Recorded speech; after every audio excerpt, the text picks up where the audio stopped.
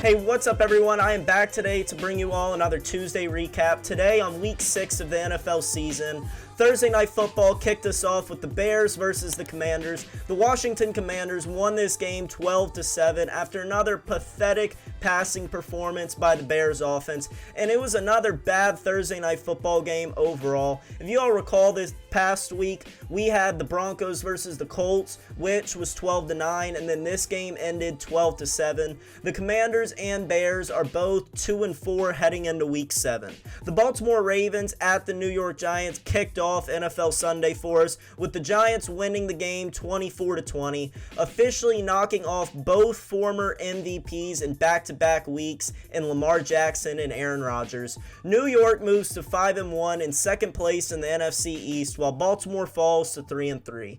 The Jacksonville Jaguars played at the Indianapolis Colts this past weekend, which the Colts won 34-27.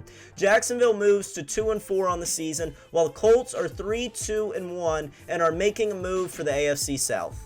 The Patriots rolled into Cleveland this past weekend and bullied the Browns, sending them to 2-4 while the Patriots get their second win in a row. Last week against the Lions in a shutout, and this week beating the Browns 38-15. This moves the Patriots to 2-4. Joe Burrow traveled back to the Superdome this past weekend when the Cincinnati Bengals beat the New Orleans Saints 30-26. Despite Jameis Winston's best efforts, the Saints fall to 2-4 with the Bengals moving to 3-3.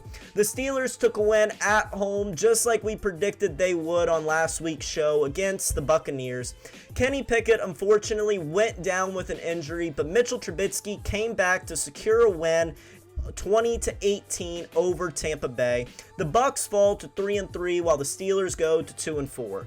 The Atlanta Falcons, who many counted out before this season even started, pulled off a big upset win at home against the San Francisco 49ers, 28-14. The Falcons and 49ers both go to 3-3, but those records mean much different things to each franchise.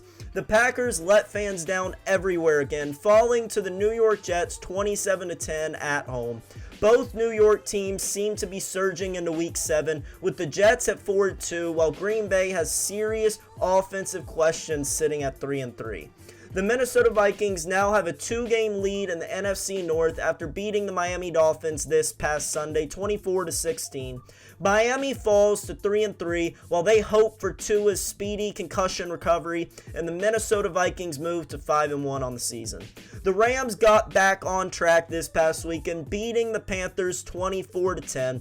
Despite the firing of Matt Rule, the Panthers couldn't pull it together this week under Steve Wilks, with players like Robbie Anderson getting visibly frustrated, thrown out of the game by his own team, and then eventually traded to the Arizona Cardinals. The Rams are now 3-3 and still my pick to win the Super Bowl this year, while they try to right the ship, and the Panthers slide to 1-5.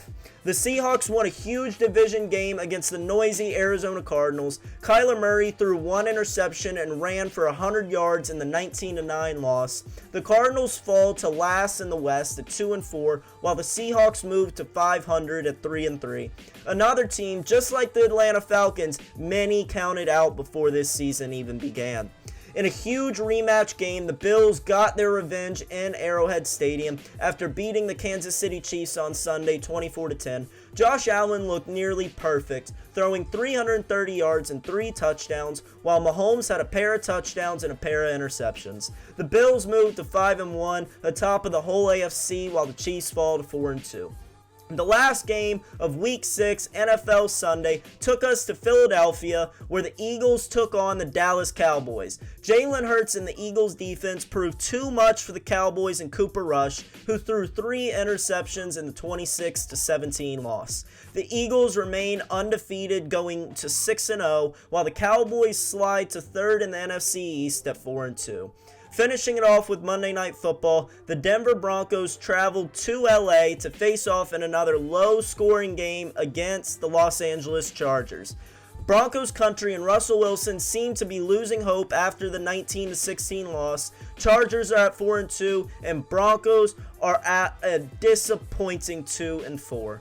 Thank you all so much for tuning in to this Week 6 recap of the NFL season. I'll see you all Friday to break things down even further and to give my takes. Until then, peace.